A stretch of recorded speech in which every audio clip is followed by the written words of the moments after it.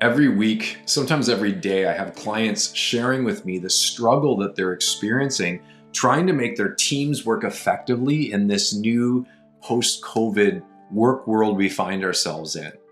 With new hybrid models that they're experimenting with people, staff wanting more flexibility than ever before, with this growing threat of quiet quitting and the great resignation, it feels like teamwork and collaboration has never been more threatened. Now, the good news is there are specific things you can do to tap into high-performance teamwork in this new hybrid work world. Before I share that with you, though, I think it's important that you do recognize there's a difference between a problem to solve and a tension to manage. If something's a problem to solve, you find the solution, you plug it in, the problem goes away. Now, I'd love to tell you that in this new work world that you're finding yourself in, there's a simple solution and it'll all go away right away. You know that that's just a little bit too simple. In fact, now you're dealing with what's called a tension to manage. A tension to manage is when you have to kind of hold values in tension.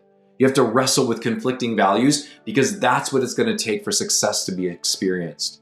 And, right now, there's a few tensions to manage that are absolutely critical to team success.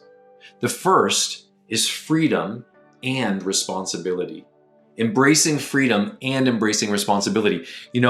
I hear a lot of people saying that we want freedom, we need more freedom, and that's great. People are learning how to kind of do work in unique ways. People are finding new efficiencies and, folks are able to work in ways that suit their strengths and their lifestyle. But freedom without responsibility is disastrous.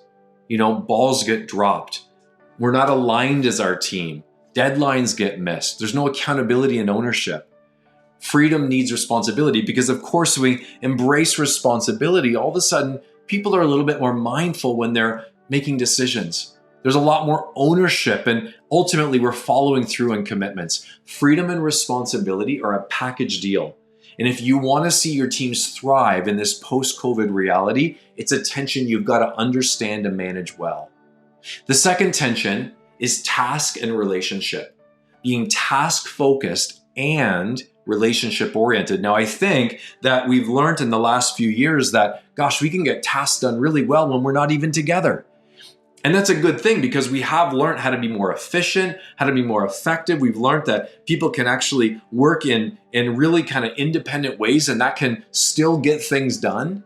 But if we're just task-focused, but we neglect relationships, pretty soon those relationships suffer. People feel isolated, they feel alone.